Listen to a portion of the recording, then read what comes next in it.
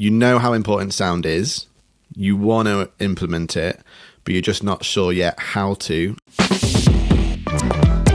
Hello, everybody. Hello, Lukey. Hello, darling. How are you? I actually call you Lukey more times than not. I realised my mom randomly calls me Lukey. Oh, well, that's fine then. It's family. We're family then, basically. Nobody else does. Welcome to the Hear Me Out podcast. We are a creative music agency helping brands use sound strategically. We have helped brands with a combined revenue of over 1 billion to use sound to unlock value in a way that only sound can. And in the first series, we're asking each other if commonly held beliefs about sonic branding are true, or whether they are, in fact, misconceptions. Ooh. And in today's episode, which is number 4, we're exploring whether sonic branding is just for ads. Ooh. So, George, is sonic branding just for ads? I would just first of all want to point out how tense I felt with that strategic pause before you said sonic branding is just for ads. Didn't know whether you just forgotten your line. George? Yeah, we are professionals. Public speaking is all about pauses. Oh, well, not when we're having a problem with our internet today. I don't trust anything today, so I'll take it as it comes. I don't trust anything anyways. Everyone's lying to you, George. Oh, gosh. Sonic branding, is it just for ads? Or is it all just a lie? It doesn't even exist. Well, living in the Matrix. I think we're kind of leveling up the conversation here on episode 4 already. If you've listened to the other 3 episodes, then you're probably well acquainted with the topic of sonic branding by now. And I say that only because sonic branding in its simplest form of understanding is, the little jingle at the end of an advert. That's a sonic logo. It's not sonic branding. Sonic branding is the biggest strategy around your brand. But today we're going to, I guess, delve into, this is where my head's going with it, delving into like app sounds, podcast sounds, like things that aren't just TV commercials and social media, and delving more into like product sounds. What does your oven sound like when you open it? I would say, well, I wouldn't say. For me, it was a slightly different angle that I thought we were getting at with this one. Because as we always say, and George has alluded to there, sonic branding from our perspective is anywhere, anytime a brand uses sound, whether that's ads, social media, podcasts, app sounds, ad campaigns, all of that kind of stuff. And I think one of the misconceptions is that unless you're running ads in the traditional sense of the word, sonic branding isn't for you. So my head was more like, similar to when people think, is it just for big brands that have the budgets to run ads? That's where I went. But I think your approach or your perspective on it there is an interesting one. Well, why don't we should delve into both. Why don't we start with because I like what you're saying, essentially, that, because we used to say to everybody, I realized I started 3 sentences in less than 10 seconds then. What we used to always say to people is that sonic branding is for everyone, no matter how big, no matter how humble size brand you've got, it's for everybody. And although I still do stand by that in the sense that every brand has a sound, there's not one brand we've ever discovered that doesn't ever have sound involved in some way, shape, or form. I suppose they wouldn't get in touch with us if that was their position. But in terms of, social media, or whether or not it's, hold music on your phone, etc., there's always sound somewhere involved with a brand. So that's generally why we used to make a bold statement like that.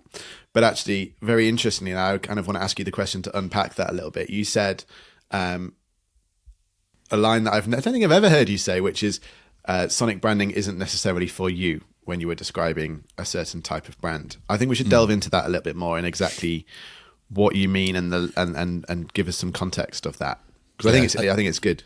We should we got to remember that we also touched on this in the second episode with it just being for big brands. So we did, but we should lightly touch on it in this one in case nobody cares about episode 2, which is quite likely. There is some crossover where people think they have to be at a certain, let's say, fiscal position to justify sonic branding. And I think you have to be I think the only threshold you need to meet is either already getting in front of a certain amount of people in terms of like your social media campaigns, or have a clear strategy and plans to be very active and use social media as your, as a primary form of your marketing. There, and I think, is where sonic branding is going to always really help everyone. Obviously, we would say that because we are biased. But back in the day when social media didn't exist, if a smaller brand came to us and we were like, so what's your ad strategy? How much are you spending? What kind of slots are you going to get? How long are they? And they were like, we're going to do one ad on a local TV station on the 5th of April, and that's it. We'd be like, okay, well, I'm not sure if sonic branding is something that you're going to really need necessarily if that's all you're going to do, because there's no consistency opportunities, I guess. You don't have a plan to use that. So yeah, I think back then that would be a very clear case, particularly if they're not even doing radio, et cetera, which we've spoken about as, being really the origin story for sonic branding is the commercialization of radio in like the 50s. So I think there is one case for people not needing it. I don't think there's many more. No, I don't think it's the case now necessarily, but I think it is a case that stands, and there'll be variations of that case that still stands for now. Because I was even trying to think like, wonder if there's like book brands out there. But then again, although they're physical books, there's now a world where they're still being advertised and marketed on social platforms or and podcasts, they're all or they're all audible. They're all audible. So you got to think even to that point, a book, a franchise like Harry Potter, part of Harry Potter. Obviously, they're films as well, but if they were just books and they were just read, Stephen Fry, I believe, reads them. He is a cornerstone of Harry Potter's sonic branding because of how many books they have and because he reads each one, etc. Yeah, so the it's like artist. Yeah, even books have sonic branding that's really important. What if Penguin has considered sonic branding? Just for anyone that can hear that noise in the background, that is Luke's dog snoring. Pipe down, mate. Just in case you're frowning whilst driving your car right now. I wonder if Penguin have considered sonic branding for, any book that's under their publishing. Like hearing a little thing at the beginning where you probably don't necessarily know about it. You don't necessarily notice it, but I wonder if there is an opportunity that they have explored on, anytime you hit play on an audible, reading of a book, you hear some kind of tone that is like, oh, Penguin, I know it's Penguin, or I know it's Ladybird, or, whatever publishers are out there. That's not something to discuss today, but quite interesting to think about. I haven't considered audible books as a channel. They should really, because when you consider the parallel to it, which is TV shows, and the one that I think is the most relevant to me is at the end of Brooklyn Nine-Nine, which Nikki and I watch in the morning with breakfast, because laughing is obviously a great way to start your day. At the end, they have two people that are involved in the creation of the program, and one is Fremulon, and then the other one is a company called Not a Doctor, and at the end of every episode, it goes, Fremulon, not a doctor, and then it finishes. And I know those, and Nikki and I say almost every time when they come on. Yeah. And that is sonic branding for those production houses that create the show. Do you honestly, in a non-biased way, believe you would have known, because I know you have an interest in production in terms of like films and various things like that, in the sense of, do you think you would have known those production companies existed in any other kind of way other than the example you've just given? No, definitely not. I mean, and I actually don't know anything about them, but I know that if I saw somebody was like, if someone said the word Fremulon, I'd be like, oh, they Fremulon. make TV shows that went Fremulon. Yeah. I'd be like, or cool. you'd have said it back to them, yeah. It does, yeah. Or I'd go, oh, Brooklyn Nine-Nine, amazing. So yeah. I think, and because they're short episodes, you hear them quite often. And also if let's say you've got 5 minutes left in an episode, you hear it at the end of that one, and then let's say you watch another full episode, which is like, I don't know, it's 17 minutes long or something, then you hear it again. So I'm like, it does come into session, you'd see it a lot. You'd hear it a lot. I mean, it's an interesting one because it's like, what does it actually do for those companies? Because really their target market is producers and directors, etc. for them. Yeah. So it's like with Penguin, it's would it be a mark of quality, etc. At the beginning? Because it's like we were saying with Spotify not having any sonic branding in one of the previous, I think it was the last episode or the one before that, and it was at the start of a podcast, it doesn't just come up and go like some little Spotify thing, and then it goes the Joe Rogan Experience, and does all of their thing. Yeah. So it's like Penguin could easily have one of those. I mean, they might actually. Have we checked? We could literally be talking about something that exists. But this is the thing I find interesting. It's just not a market I'd thought about before. And an interesting conversation we had with Joe Sauer, who is, leading expert in research on all things sonic branding and testing, etc. He was talking about sonic logos that had the name of the brand in were less effective because it basically tapped into your short-term memory, not your long-term memory, because your brain goes, oh, I know, I've heard the name of the brand. I don't need to listen to it because whenever I hear it, I don't need to remember it. I don't need to remember it. It's not hard encoded because your brain knows it's going to be told it next time. Yeah, and next time we speak to him, I'd be interested to know whether or not that is an example when you're seeing the visual logo. So maybe sonic logos are stronger when you are seeing also the logo of the brand that you're hearing. But then it makes me wonder, like if you just heard the sound of those logos in the Brooklyn Nine-Nine and it didn't have the name of the company in it, like how would you find them? Or how would you discover them if it's own? I'm thinking if it's only a sound on platform like Audible. Like if Penguin had a sonic logo that was, I don't know, the flapping of penguin wings. Hi, today, by the way. The bird that doesn't fly. Bird that doesn't fly. They still flap their. I actually saw penguins this weekend. That's why they're prominent in my mind. But the flapping of the wings, and then you hear it, and you're like, oh, I kind of get to know that sound now. It's like that's just obviously associated with a company. But what the heck do I like? If I'm wanting to find out who they are or do some googling, what the heck am I searching? Oh, I can't remember the name of the brand. So I wonder if there is actually. I'd love to know some stats from him as to whether or not there is that's only a use case specific stat. Yeah, but I mean, I think it's the recognition. It's cumulative, isn't it? It's not. You're not using sonic branding like that as a direct sales technique, and so the completeness of the information isn't essential. In terms of like, you wouldn't sell a product and not tell people what it was if it was on a radio campaign or something, Yeah. You would be describing exactly what it was and the benefits it would bring to your life. So I think there is a slight variation there in terms of it. But I guess with it not just being for ads, I think you're touching on the audiobooks is a great transition into like podcasts, which are super important for brands to still be on brand. Yep. And the ones we've done in the past where we've taken stuff from the brand track and fleshed that out into beds underneath for the intros and for transition noises. If we had ads on this podcast, for instance, we would be using some of the sounds that we pulled out from our brand track to be punctuating those so that when people were listening and that sound happened, you would know to then fast forward through all the ads quickly to get back to it. Yeah. Beds, I also just want to say, because it's just in my mind, beds being backing tracks, right?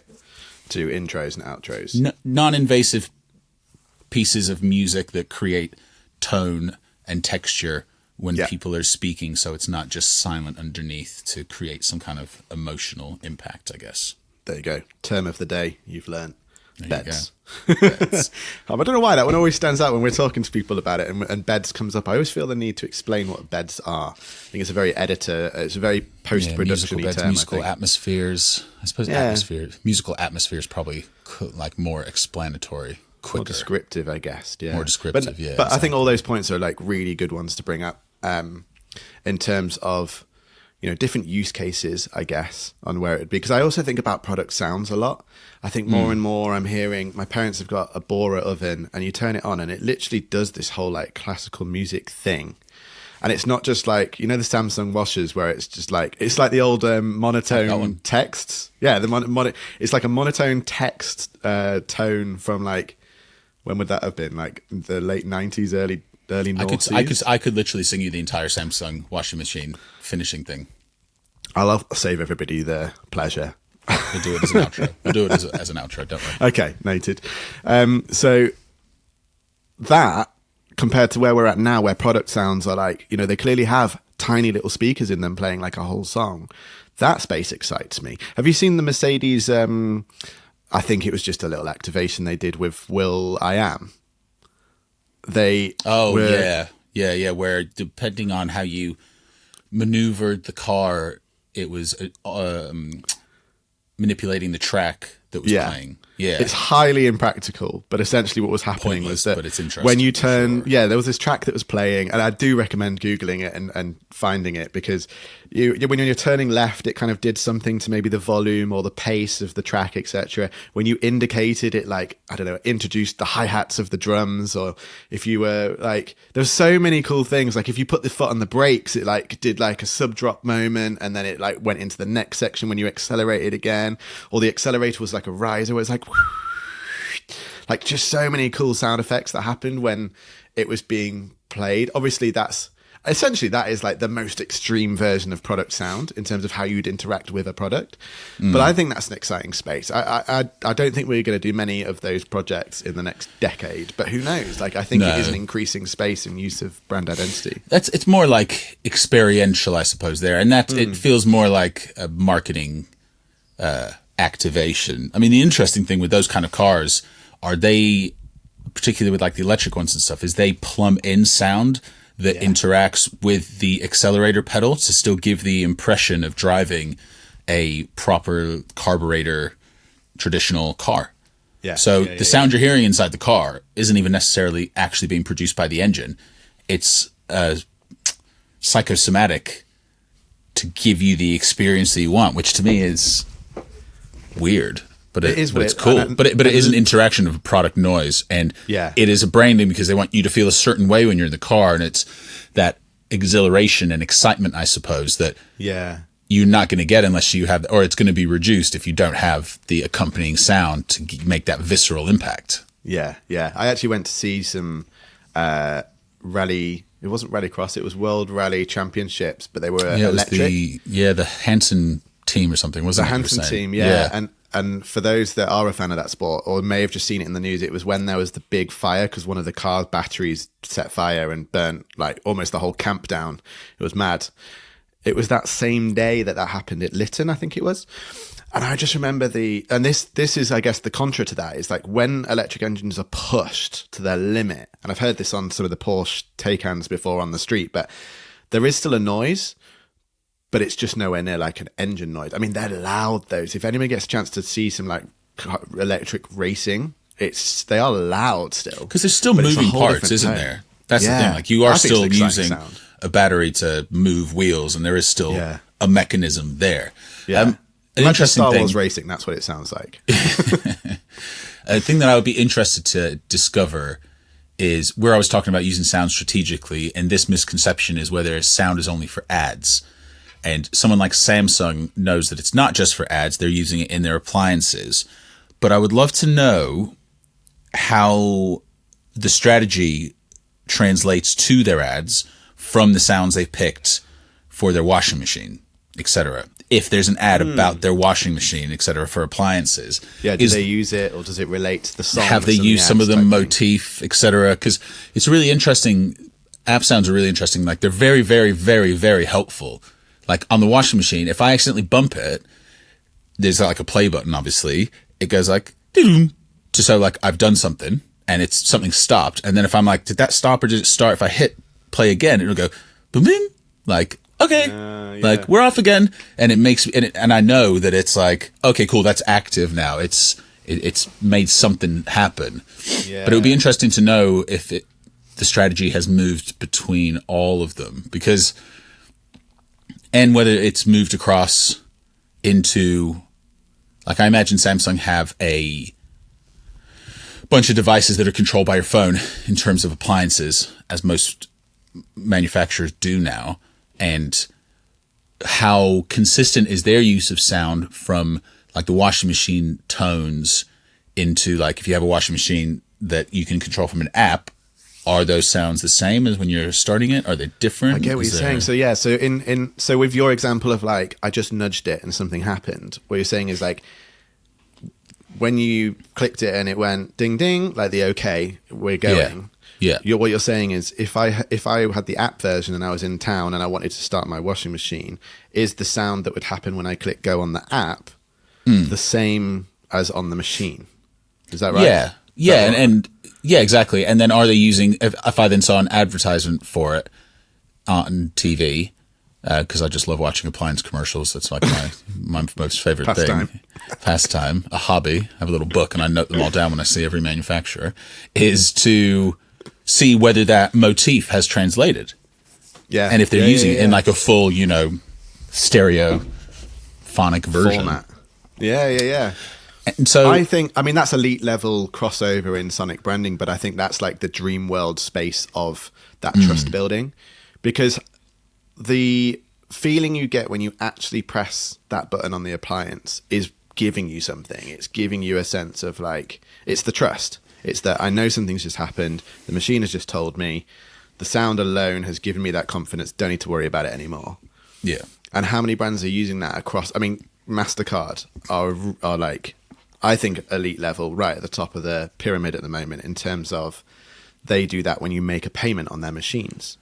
And that sound across the whole brand is that confidence that my money is safe. I know the reputation of MasterCard. I know this has just gone through. I know it's worked. I don't need to say, has it worked, to the cashier, whoever's behind the till, because I know. Yeah, you know instantly. And I suppose the interesting thing with that is also in alignment with the whole, is sonic branding just for ads, is that MasterCard have that outlet.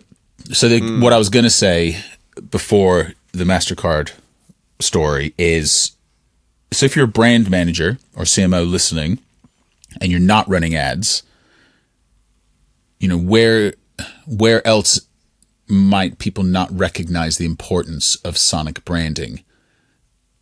And whether it is just for ads, like, should these people even be considering it? Like, and they don't have an app, so they don't have a physical product. Yeah. And they're not running ads. What other places, etc., does it even make sense for them to? I suppose it'd be a great thing for people to listen to, leave with an awareness of where they are perhaps leaving a brand value on the table that would be easily grabbed. Yeah, and anything software, I think we've kind of touched on that, because I was just thinking like, if you have a great website and most of your traffic goes through your website to order a physical product, that obviously is a great opportunity to introduce sound into that space for that security of, I've just made an order and yes, I know I have, and it's on brand. But I'm thinking now about products like, if you have stores, if you're like a Tesco, I don't know, Tesco don't have a sound at the minute, but I'm trying to think, Asda price, ding, ding. Like, do you hear that in store? Is there a moment like when you make a payment on their machines where you hear that ding, ding? You hear it over the radio when they run some of their ads for things that they're put on offer, and I'm sure they've done that for years as well. Yeah, so. Well, exactly, because that's more like a radio. I suppose the interesting thing is, and I think the thing that is quite hard for a lot of brands, and I go back to your example a few seconds ago, and we've experienced in the gaming and betting industry, is that a lot of these products that people use as brands are actually white label products that they don't have direct access to under the hood. So for instance, you could be on a Shopify website, but it looks like a normal website. How much access, what's the access like to even put on, like, oh, you've confirmed an order on my website. Like, a lot of people won't even have the ability to necessarily put a sound in there. Yeah, you'd have to have Spotify introduce a feature that would allow you to upload your own Sonic logo. We'd have to get to that size as an industry, I think, for that to be doable. Well, I just mean even on your own website to confirm an order or something, because it's like, if developers haven't opened up the back end, like, you can change your colors and everything, obviously, but like, is there even the ability to put on a sound with all of these third-party white label products that people are using now? So then then my brain naturally goes to, okay, well, most of the websites will have some form of video on their site, like if it's a fashion of like walkthroughs of the clothes. those could have an end scene with the Sonic logo on there, with the visual logo, or it could be the brand track, etc., that's on there building it through your actual content. Yeah. And where do your thoughts go if we're thinking like a whiskey company or a wine brand like Penfold or someone like that? Where would you be saying their touch points are? Because that's probably where my brain goes in terms of like physical products. Let's forget advertising for a moment. What other touch points can you foresee in their space? Yeah, I think with all of these, there is a discussion that will be had with the packaging side of things, hopefully, in terms of how it feels, and then hopefully how it sounds as well, which I think is a really important aspect for a lot of physical products. Yeah, like Lish with their bottle pop they were very, very aware of how that sounded. Yeah, Lish is the spirit brand in Scandinavia that we did their Sonic branding for, that we use that bottle pop for anyone that doesn't know. And outside of that, I think it's hard because so much of it is, for so many brands, it is just social media. Like, well, yeah, like any sort of, but you know, if you take ads out of it, like you said, it's a tricky one because it is for marketing. Because, you know, like you could say, oh, well, Penfolds, when they have a big display in Sainsbury's or whatever, you could use it there, but you're not, because they're going to have sound playing in the store. They're not going to let you put anything on, and someone's got to manage it and someone's got to make sure it's working and stuff. So it's like, that's not going to be a real thing. And the only other one really is like experiences, like Johnny Walker. They've just opened up that great experience in Edinburgh. If you are into your whiskey and you haven't done that, I do highly recommend it.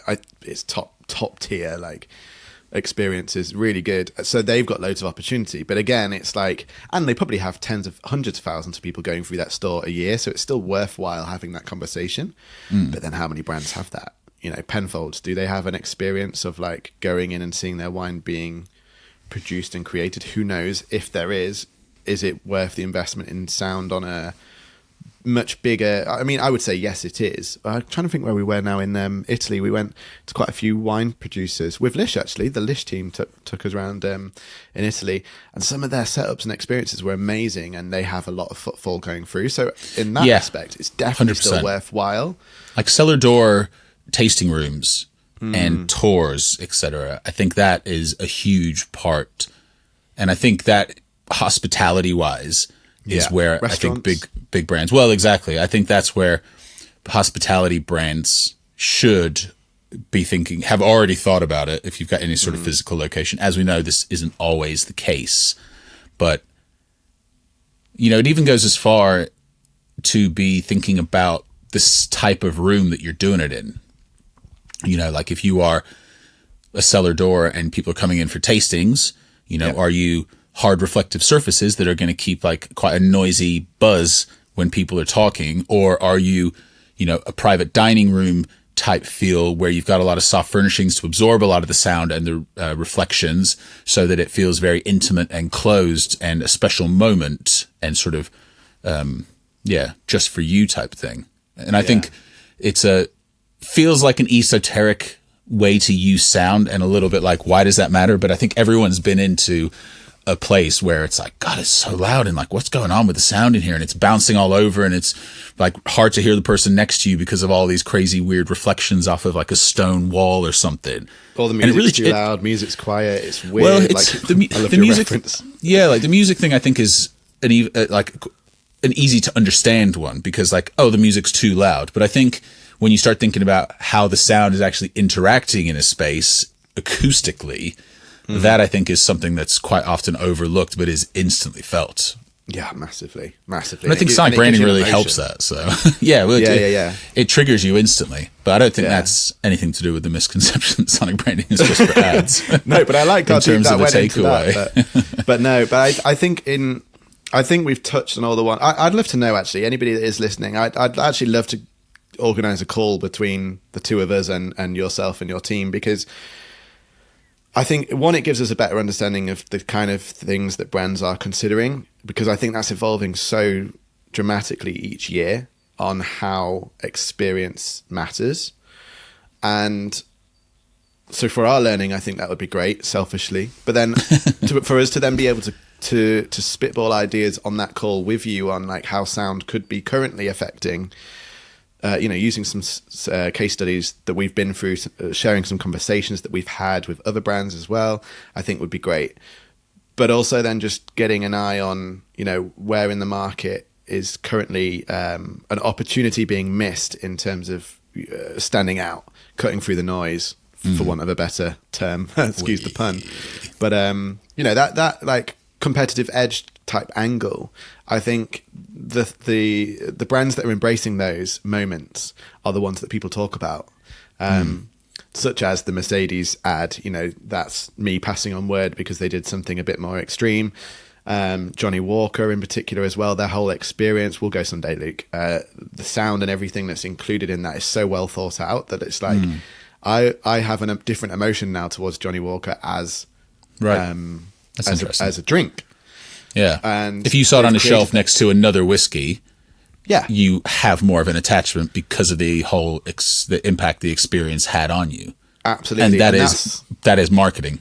That is literally the entire point of people spending money on brands. Absolutely. And that's not even including the emotion of like, I went there with my dad and my brother, and it was his 60th birthday. Like it was a little boys' weekend away. And it was, so that aside, the experience itself even had that impact on me. And then you throw that into another emotional context, and it's like the power of that is huge. So I would genuinely love to speak to any CMOs, brand managers, anybody that's out there that is up for that conversation. Just grab a coffee for half an hour. Because I think this is as we went from the topic of this conversation all the way through to what you were talking about in terms of the sounds of the spaces within your walls. It's such a vast topic when you go beyond advertising and marketing and social media. Yeah, it really is. You're right. It's huge, and really, it's much more of a case by case basis. So I'm proud of us for even putting a podcast together about it.